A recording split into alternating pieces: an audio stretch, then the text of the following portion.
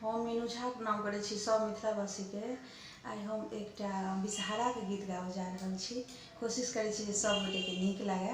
संग दऽ रहल श्रीमती ललिता झा। धन्यवाद। जय मिथिला, जय मैथिली। कोबर घर में पाबनि